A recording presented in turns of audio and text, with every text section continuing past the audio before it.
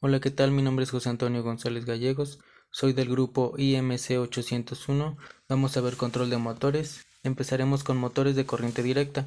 Estos se clasifican en excitación independiente, en derivación, imán permanente, serie y compuesto. Dentro de sus aplicaciones se pueden utilizar en control de posición, pulsadores de velocidad variables, manipuladores robóticos y entre otros. De sus desventajas tenemos que solo son para baja potencia, son máquinas muy costosas y se les requiere un mayor mantenimiento. Tenemos los de imán permanente. El motor es muy similar al de un motor de corriente continua normal. El principio de funcionamiento de cualquier motor de corriente continua es el mismo, es decir, cuando un conductor portador de corriente se coloca en un campo magnético, experimenta una fuerza.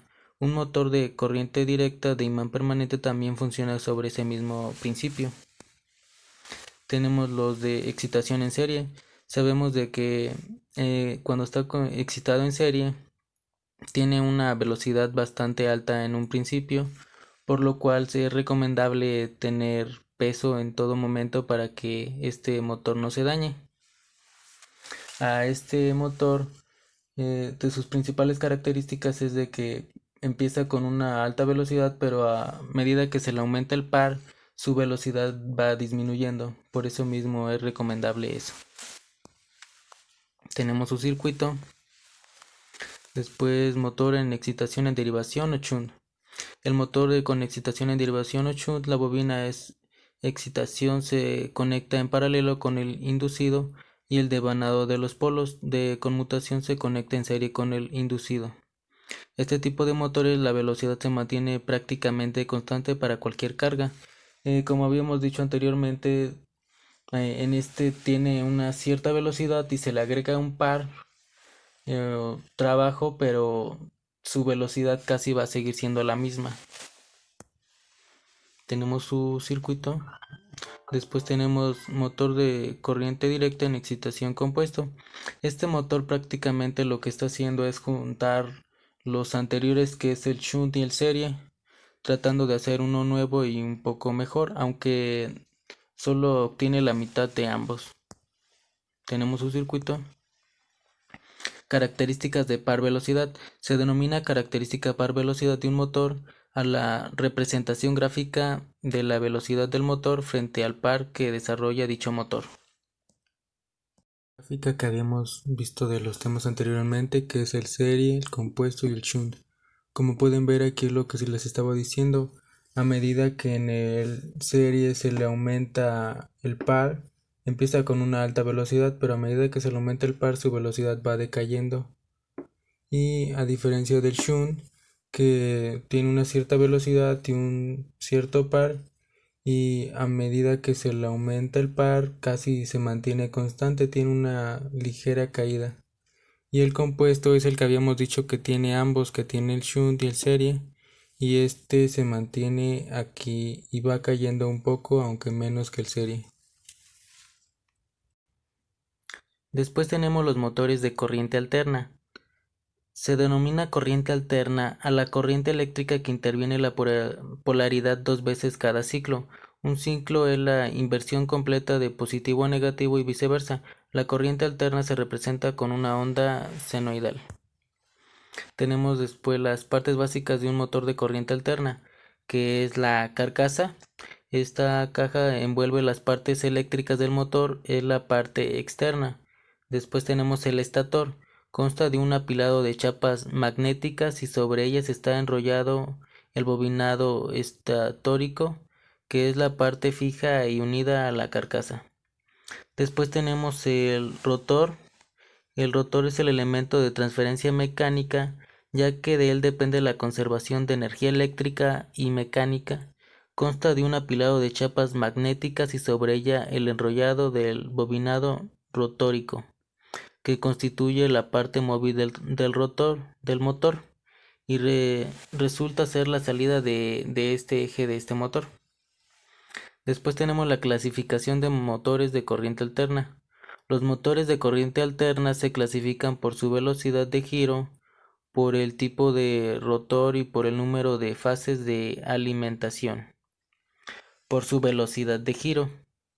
Tenemos los asíncronos, que es donde el rotor sigue el camino del campo magnético, pero no alcanza la velocidad de este. En este el rotor se mueve más lento que el campo magnético. Dentro de este tenemos dos tipos de rotor. Tenemos el de jaula de ardilla y el rotor bobinal. Después tenemos los síncronos, que es donde el campo del estator es igual al deslizamiento del rotor. Se dice que son síncronos porque en este la velocidad eléctrica es igual a la velocidad mecánica, y estos motores, bueno, en aquí es la velocidad es constante. Después tenemos que es por su tipo de rotor, motores de anillos rosantes, motores con colector, motores de jaula de ardilla. Por el número de fases de alimentación, tenemos el monofásico, el bifásico y el trifásico, ya dependiendo de las líneas. En el siguiente tema vemos servomotores y motores a pasos. Primero vamos a ver los servomotores. Estos podemos encontrarlos en corriente alterna y en corriente directa. Son rápidos y precisos. Estos se componen por un motor, un sistema de control PID, y estos se regulan por engranes. Después tenemos un potenciómetro para ver el grado en el que está. Hay una clasificación nueva que atiende las características de rotación, ya que en un principio solo existían los primeros. Ahora hay dos tipos de servomotores. Tenemos los servomotores de rango limitado, son los más comunes, permiten rotación del eje de 180 grados, a pesar de no tener una rotación completa, puesto que, como su nombre indica, son de rango de giro limitado. Se puede adecuar para que funcionen como los siguientes, que son los servomotores de rotación continua. Estos son similares a un motor convencional, pero con las características y beneficios de un servo.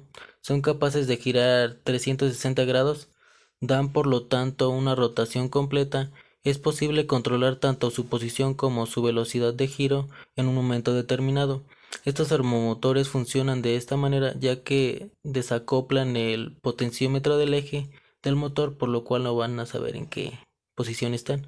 Así consigue que no haya una lectura sobre la posición del eje y hay un movimiento continuo.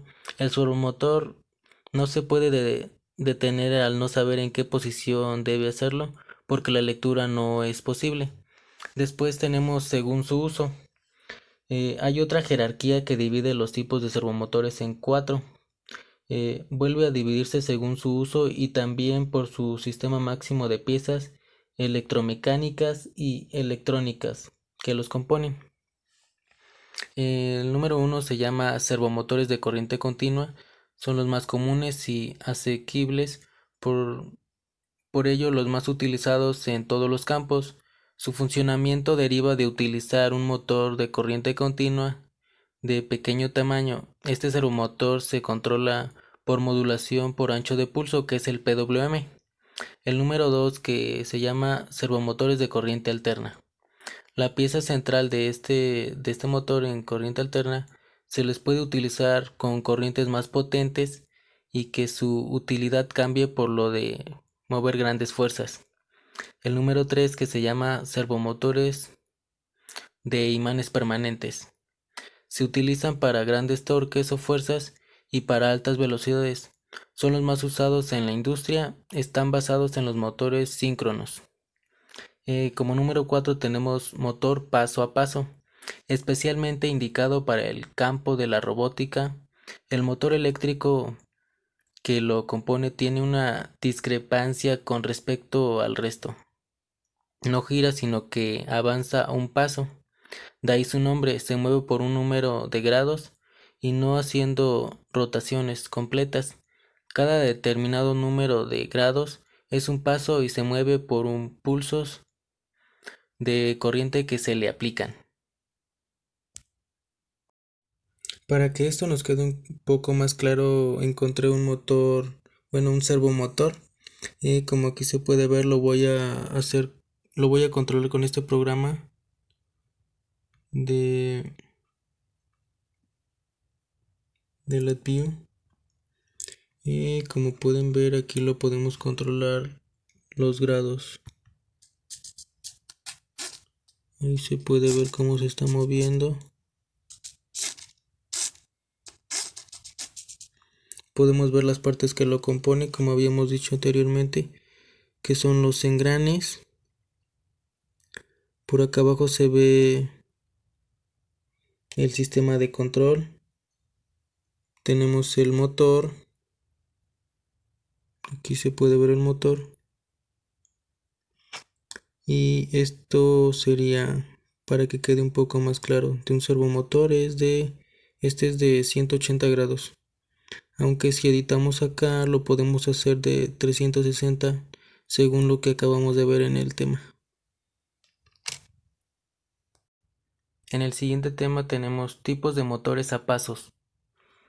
Es un dispositivo electromecánico que convierte una serie de impulsos electrónicos en desplazamientos angulares discretos, lo que significa que es capaz de girar una cantidad de grados paso o medio paso dependiendo de sus entradas de control. Este control presenta las ventajas de tener precisión, repetitividad en cuanto a posicionamiento. Entre sus principales aplicaciones destacan los robots, drones, radiocontrol, impresoras digitales, automatización y etc. Estos se pueden encontrar en tres tipos distintos, que son los de imán permanente, reluctancia variable y los híbridos. Los de imán permanente, su rotor es un imán que posee una ranura en toda su longitud y el estator está formado por una serie de bobinas enrolladas alrededor de un núcleo o polo. Generalmente son las más utilizados y los más sencillos de utilizar. Después tenemos los de reluctancia variable, que su rotor está fabricado por un cilindro de hierro dentado y el estator está formado por bobinas. Este tipo de motores trabajan a mayor velocidad que los de imán permanente. Después tenemos los híbridos, que son una combinación de motores de reluctancia variable y de imán permanente, logrando un alto rendimiento a una buena velocidad. Después tenemos motores bipolares. Los bipolares son de corriente que circula por los bobinados, cambian de sentido en función de la tensión que se aplica, por lo que un mismo bobinado puede tener en una de sus extremos distinta polaridad bipolar. Estos motores poseen 4 cables de salida, que corresponden a los extremos de las bobinas. Para lograr un buen funcionamiento es necesario conectar un puente H en cada una de las bobinas. Después tenemos los motores unipolares.